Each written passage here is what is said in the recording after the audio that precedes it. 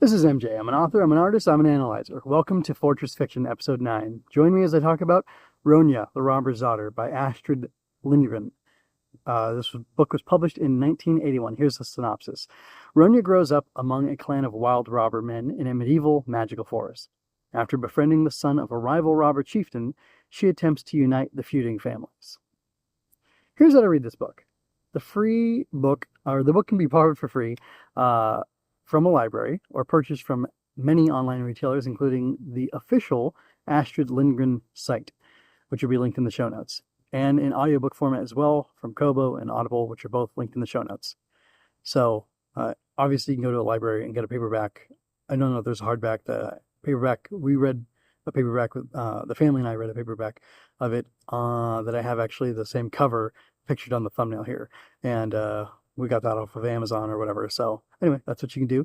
But here we go. Here's what I thought about it. Does this book belong in the Fortress Fiction? Excuse me.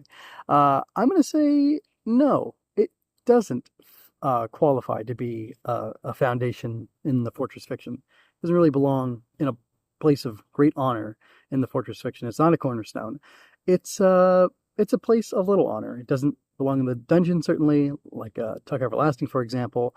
But it's, I don't know, there's just something kind of missing there. There are positive moral elements, but there isn't quite the full impact that I want for books in the Fortress Fiction. And that's why I'm negative on it, you could say, or not as positive as I absolutely could be. A book needs neither to be perfect nor to be part of the Fortress Fiction for me to like it and for me to call it a good book.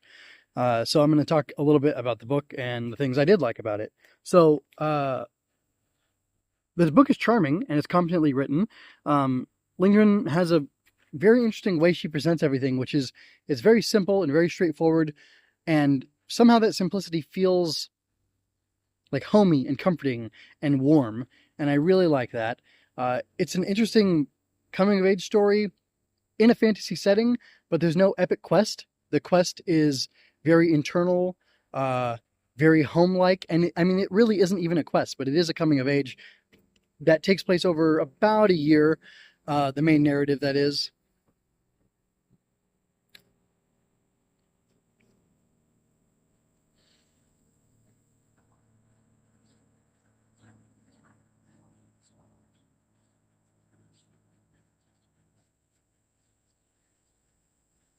And really, I would say the focus of the plot is Ronia learning about the larger world, the world outside of the fort that she grew up in, and which is encompassed by the forest. But then there's this other robber band that she interacts with mostly through Burke, and she learns like that what she's known all her life isn't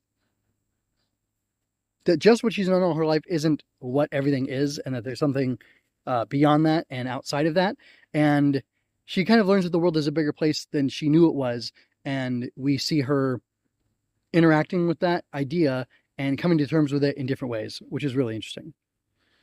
I really like the world building and the setting. So there's a magical forest setting. There are all these fantasy creatures. There's merc trolls, rump hobs, gray dwarves, harpies, and maybe some other things. There's the unearthly ones. I forgot about them. And the creatures are less like these big mythical creatures who are really scary or really charming and endearing. They're more like animals with like a human intelligence, and they have some mystical properties or powers that can affect Birk and Ronia negatively. The worst of which would be the harpies, who like love to kill humans, and apparently they'll abduct humans and make them serve them, which is really awful. But the animals, or the fantasy creatures, are more just like these very sophisticated animals that present like a fantasy type of danger, except for the unearthly ones, which like kidnap children or something. It's very strange. I don't exactly know what they do. And that's the thing, is Lindgren presents it to you as if you're familiar with all these different characters, and she presents it to you in a way, like there's never an as you know. It's just, they talk about what these different creatures do to some extent, but it's done in a really natural, organic way that just throws you into it and expects you to accept it and to roll along with it and to figure out what some of these things are. But they don't really matter because they're just like, it's like a bear, or, you know, whatever, a honey badger. It's just, there's these different animals that they encounter, basically, and they have to deal with them. They present some dangers to them, like I said, but it's nothing that terrible, I guess. There's no like curse of a wizard or witch or anything like that they have to deal with, but they do live in a magical type of world. And I really feel like her writing also captures the beauty and wonder of nature from a child's perspective and from an adult's perspective as well. Lots of us don't always get to appreciate nature as much as we might want to, and this book helps to breed and foster an appreciation for nature because of how much time they spend in the forest and how much they love their forest and their woods and the animals that live there, the natural animals, the foxes, horses, even some bears they have encounters with, sort of, and it's all really interesting. So Ronia and Burke really are the central characters. Ronia is the titular character, and Burke is very much her counterpart. And they come from these rival robber gangs, robber bands, who are very much parallels or mirrors of each other. And I think that's really interesting. There's not too much to say about that, except for it's kind of a simple storytelling device. They're foils to each other. Neither group is better than the other. In fact, you could say that the robbers and the children's mothers, are like equally bad as each other, and the children are the ones who are different and who stand out from them and are in opposition to them. And it's really interesting because they love the families that they're from. Well, Burke kind of actually seems like the Border robbers aren't as nice as Matt's robbers are, but we don't really get to see things from Burke's perspective. It seems like Undis is really a harsh mother to live under, and Burke himself doesn't seem so bad, whereas like Matt seems like he's kind of the Undis. He's pretty rough, and Lovis is pretty great. But Ronia and Burke have this very innocent child friend relationship. Like they don't like each other at first, and Ronia threatens to punch him and throw him into Hell's Gap. But as soon as he falls into Hell's Gap, spoilers, she ends up saving him because he lands on a little ledge, but she does save him. And they just have this really like interesting back and forth, a lot of bickering at first, but then they become friends, and then they start calling each other brother and sister. And when they're found out that they have this secret relationship with each other, where they're brother and sister, where they're so close to each other, Undis kind of scolds Burke, and she tells him that, you call her sister now, but in a year or two, you'll be calling her something else. And it's really interesting because there's these hints of this future romance between the two of them, but the characters themselves are naive to it, that being Ronia and Burke. And the way that the narrative frames it, there isn't a spark of romance. You get to see insight into both of them because of the way she wrote it. It's not like full-on internal monologue or like, oh, I think this, I think that, but you get into their mindset, and they really do love each other. They really do value each other. They care so much about each other, and they really do see each other as brother and sister right now. You can feel the love, but it doesn't feel like, it's not like, oh, I feel this weird tingling feeling towards my brother Burke. It's like she describes, you get to see a description of how much Ronia values Burke and loves him and cares for him, and it definitely feels like there will be a romance there. The adults, there's talk of potentially the two of them getting married one day and becoming robbers of their own. I'll just leave it at that. And which is something that they reject, but they don't reject the idea that's presented that they'll, get married one day. But I don't think they really comment on that. They more say like, no, we won't be robbers when we grow up. But they don't say they won't be married. I think that's how it goes pretty much. So like maybe by the end of the book, they're thinking about that, but definitely not in the beginning of the book. And there's nothing untoward that happens. At one point, they live together in the bear's cave, which is something you'd have to read the book to know the full context of, other than it's a cave that a bear lived in at one point, and nothing inappropriate happens at all. Nothing, even a hint of anything inappropriate happens at all, because they're brother and sister, effectively. And I think that's really good. That's the way things should be for this age group, I would say. And that's some of the virtuous. That's one of the virtuous elements that's in this book.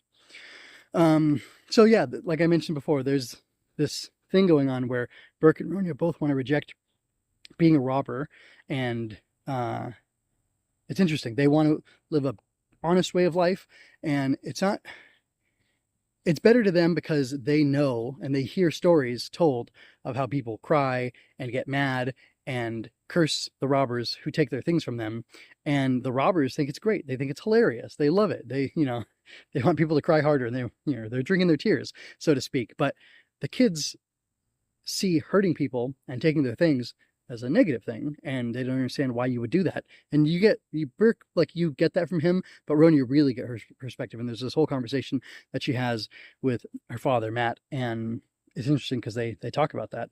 But like they don't judge their families; they just say, and the reasons they run away are because of how the families are treating them, not because of the robbing that they're doing. And you could say that's awful, but I think it's just very real and very human. What we grow up in is what we're used to, and if you had to switch places with somebody, you would probably not be able to bear what they have to bear, and if they had to switch places with you, they wouldn't be able to bear what you have to bear. And that's just kind of how it is. We a fish doesn't know it's wet, right? A fish doesn't know it's in water. You're just used to what you have, and that's all they've ever known. So based on that, they're not rejecting their families because they're morally outraged. They're just saying, yeah, I'm not going to do that. So I think that's really cool. It's interesting though, because everything that Matt and Lovis give to Ronia as far as teaching and like encouraging her to be strong and fearless and competent, by going out into the forest and stuff, they're really equipping her. And I think the love they've given her too has equipped her to be a person who is warm and open and accepting. Like she's not this way in spite of them. She's this way because this is the way they are to her. And she just wants to extend that to everybody else. And they also teach her, when she's out in the forest, not to be afraid of anything. And I think that for them, they went a little too far, because her not being afraid, eventually, like she practices doing things that she's afraid of until she's not afraid of them anymore. She conquers her fear as a matter of habit, as a matter of practice. And she feared and hated Burke at first, and then eventually she came to befriend him and then eventually love him as a brother. And, who knows what will happen beyond then or beyond that. But I think that's really interesting because they kind of gave her the tools to rebel against them, so to speak. And they did it unwittingly by teaching her to be strong and resilient, and by giving her the kind of love that would make her a loving, kind person. So, like I said, love is important in here, but I think some of the values that are stated in the book, and not stated outright, they're stated by action, are love, honesty, openness, and warmth, valuing relationships over personal growth, and personal growth over material goods. So yeah, valuing relationships and personal growth over material goods. I think that's definitely part of the story. And again, it's done more subtly. It's stated more subtly, but that's how it goes. And like I said, having by Ronia being brave, she's able to go on her own path and do her own thing, which is exactly what her parents were equipping her for. And she just went a different path than they thought she would. And I think that's pretty interesting. And I'm surprised by that. And it's good. It's just interesting how it all worked out, that like they're unwittingly equipping her to go in this direction, contrary to them, but she's not leaving them behind. It's just she's choosing a different path, so to speak. Or not so to speak, but definitely. But we don't get to see that manifest fully in this book because it ends before they get much older. Something I thought was really interesting in the way the book was presented, the story was presented, is that there's a lot of tension and a lot of danger. But before all that tension and danger starts, the author basically makes you feel like Ronia will be fine, that she'll be okay. It isn't the kind of book where a kid's going to die. And yet, in the times where there is this high tension, you really feel the danger and the stakes, because it's been so long that nothing has happened, maybe. And it's been so long since you were given those assurances. And the characters continue to speak about the dangers of the forest. And you have like some robbers get injured, they get captured by the sheriff's men and things like that. They get injured fighting each other a little bit. So like definitely, real consequences are happening to people in this book. And it doesn't seem logical that the kids would be spared that. And they get like minor injuries.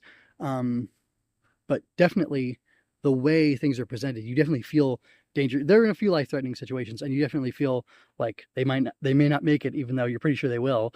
And it's really good because, again, you have that safety and that comfort and that kind of feeling of coziness that everything's going to be okay, but they still get to go through these trials, which makes the book exciting and interesting. So I think this book definitely will resonate with younger readers, and I think it will have positive effects on them. Ronia and Burke are really good, I don't want to say role models, but like they're definitely not somebody I wouldn't want my kids not imitating them. You know what I'm saying? Like, they have very good traits and very good qualities that are admirable. And I think, kids reading these books and then wanting to become a little bit more adventurous and wanting to exhibit some of their other, positive traits that are less, actiony and heroic, but more like good and loving and warm, that's perfect. I think the book would have been better if the themes had been explored better or stated more clearly. And I just don't know how else Lindgren could have gone about that. But just, I don't know. I'm saying all these positive things about it, but I just don't think it's quite fortress fiction material. Like, it's not going to build those things up in the way I'd want it to. I don't know. Maybe it's a very feminine book and I'm coming from a very masculine perspective and I'm not seeing it as something that I think is really valuable in that way. However, I do like the Oz books so much, and they're written by a man, but their characters are mostly female, mostly girls, little girls, or young girls, I should say. And I feel the opposite about them. I think they're fantastic. So that's kind of interesting. If you didn't know, this book has been adapted fairly faithfully by Studio Ghibli. They did a 3D model animated show. It's like 26 episodes long. The book's, I don't know, not 20 chapters, I don't think, which is interesting. So it's a really good show. It's a really faithful adaptation. I felt like I'd already read the book by the time I'd read it because I watched the show so much with my kids, and it's pretty great. Let me see. Yeah, so it's interesting that the book has it's from 1981. You don't know this. The adaptation was made within the last 10 years, within, around 2010 for sure, but I think a little like the mid 2010s. And it's interesting that it was adapted in Japan, but then again, there's a lot of different things that have been adapted into animation, like Swiss Family Robinson, Little Women, Emma, Jane Austen's Emma, lots of different things. So anyway, yeah. Getting back to the book, I want to give you my final thoughts. So the book is competently written. This is Ronia the Robber's Daughter. Competently written. It has strong positive elements, memorable characters and setting. There's a potential for deeper thematic exploration, which I guess a kid could do on their own after reading this, or an adult. But I really wish there was more in the book there. And I think it's a valuable addition to literature, children's literature, even if not fully meeting the fortress fiction criteria. And that's about all I have to say about the book. Astrid Lindgren, hold on, let me just double check her name spelling again. Lindgren, sorry. Astrid Lindgren is the author of a lot of other books. You can find them all on her website, astridlindgren.com, which will be linked in the show notes. She's the author of the Pippi Longstocking series, Emil of Lönneberga, Carlson on the Roof, 6 Bullerby Children, and then those are, I think, all series with multiple characters in them. And then there's Mio, My Son, which is a standalone book, and then The Brothers Lionheart, which, again, I haven't read these books, but these are some of her other books that you can check out if you liked what you heard about her work from this episode. So anyway, thank you very much. The next book I'm going to be talking about, I don't remember what it is, so stay tuned. I'll let you know what it is. It'll come out about a week from now. Oh no, I remember. It's Anne of Green Gables. I don't remember the author's name, but the next book I'll be talking about on Fortress Fiction is Anne of Green Gables. The audiobook is about 7 hours long. You can get it for free on LibriVox. You can get it for free on Audible. If you have, I have like the mid tier, or I don't know which tier I have. I have like the 1 credit a month tier, and I have a credit for it to, or no, I get it for free in my library. It's included in my library. You can get it on Kobo. Other places you can get it, I'm not sure. Check your libraries for free audiobook versions too, or you can just get the book if you want to. There's a whole, I think there's like 9 books in the Anne of Green Gables series, or Anne of, they call it something else. Anyway, the Anne series. So yeah, that's what I'm going to be reading next. And anyway, I look forward to hearing your thoughts on any of the books I'm writing or talking about. And I look forward to hearing your thoughts on the books that I'm writing as well, because I'm nearing publication on my first middle grade novel. The pitch is that it's magical bugs battling monsters, and yeah, I'm aiming to make it part of the Fortress Fiction from go. So anyway, that's all I have to say for now. I thank you for your time and attention, and until next time, be well, be good, and keep reading. I hope you enjoyed that. Go to mjmunoz.com to leave any questions, comments, or other feedback you might have. There you can find all of my analysis, art, and fiction. I cover books, tokusatsu, comic books, anime, and more. Look around. You're sure to find something else that you'll enjoy as well. This has been a Story Over Everything production.